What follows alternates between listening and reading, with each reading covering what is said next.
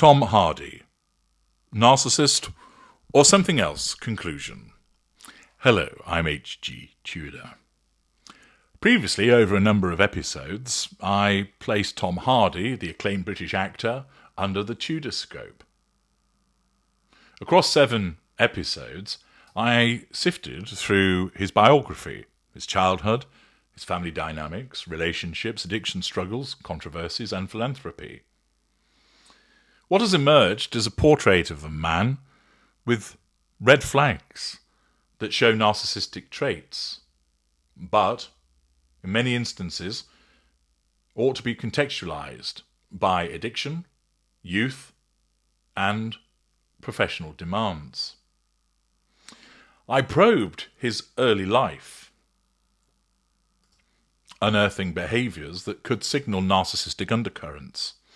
Born in 1977 to a comfortable middle-class family in London's East Sheen, he was the only child in a creative household. His father, a writer, and his mother Anne, an artist of Irish descent.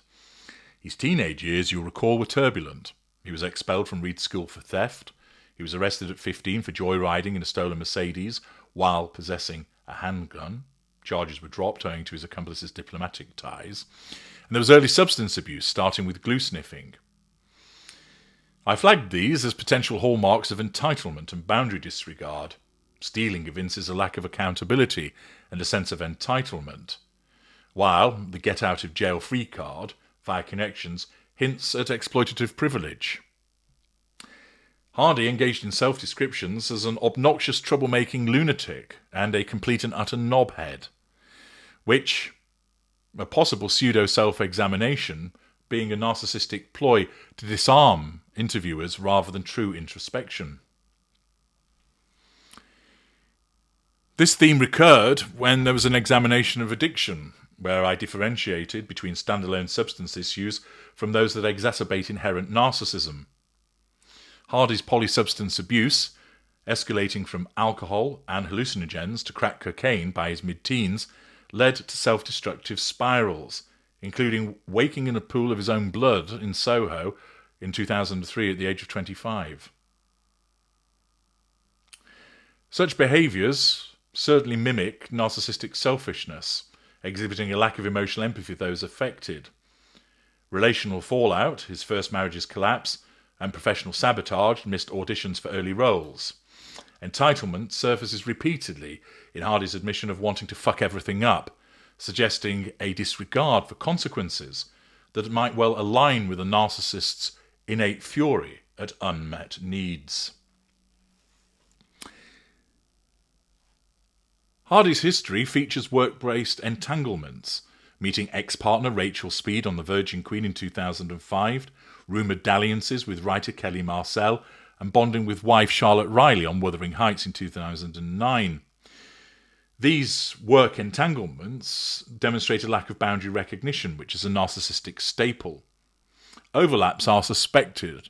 His brief marriage to producer Linda Park, 2003 to 2004, coincided with the end of his first marriage to Sarah Ward, 1999 to 2004, potentially indicating infidelity amid addiction.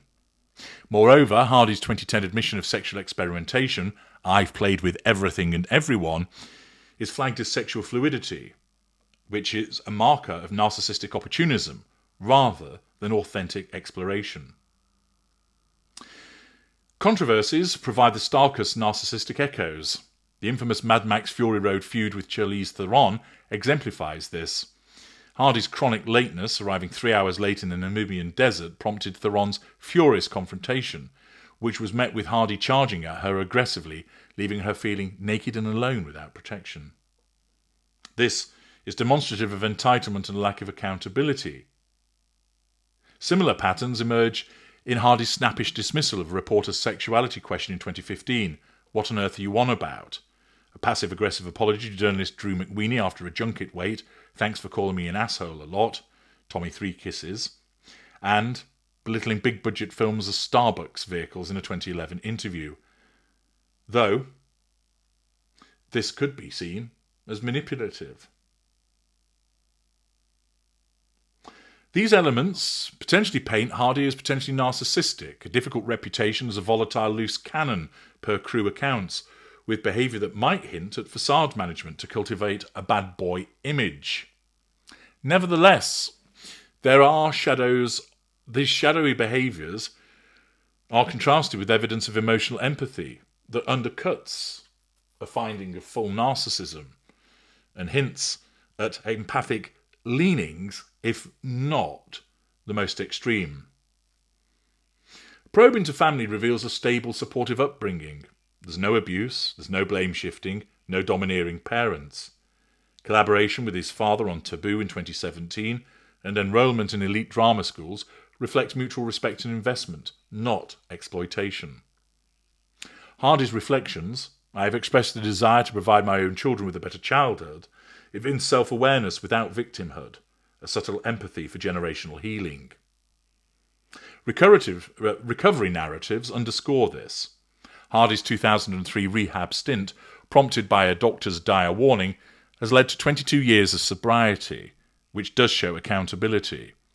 This is a daily battle that Hardy attributes to accountability for having hitherto harmed loved ones.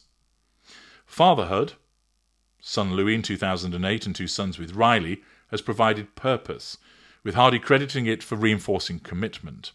As Prince's Trust Ambassador since 2010, he aids vulnerable youth, drawing from his own second chances, suggesting emotional recognition of others' pain. There is relational stability, amicable co-parenting with speed, no abuse allegations, and a decade-plus marriage to Riley, marked by privacy for their children and mutual career support, indicate emotional empathy in protecting family. Riley's praise of Hardy's humour and kindness post-initial intensity clash humanises him. Unsubstantiated infidelity rumours, for instance with Noomi Rapace, simply appear to be tabloid fodder and should be dismissed.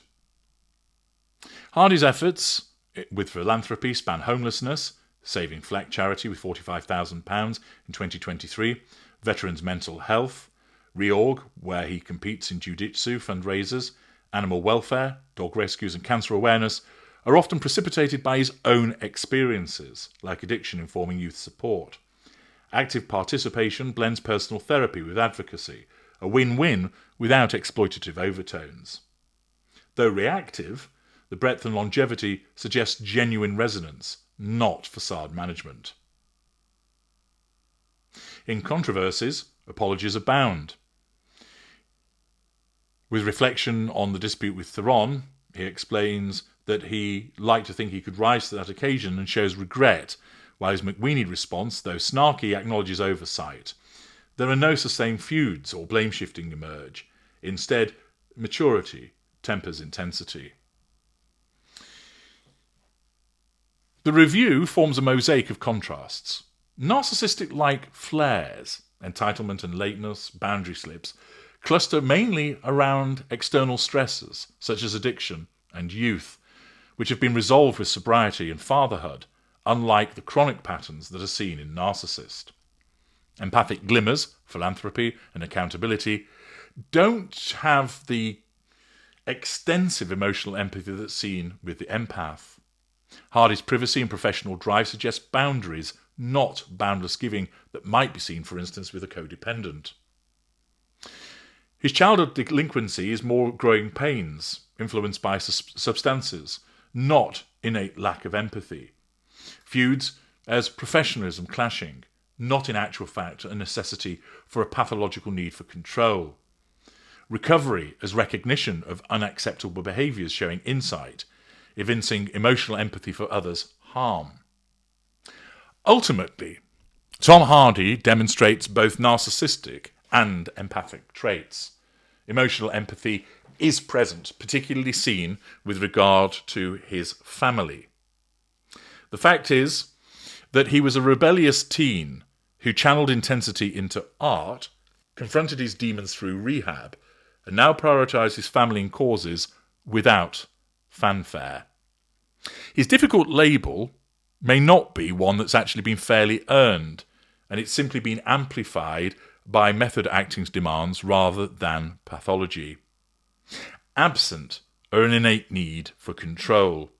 Absent is an innate need for fuel. He doesn't have boundless emotional empathy.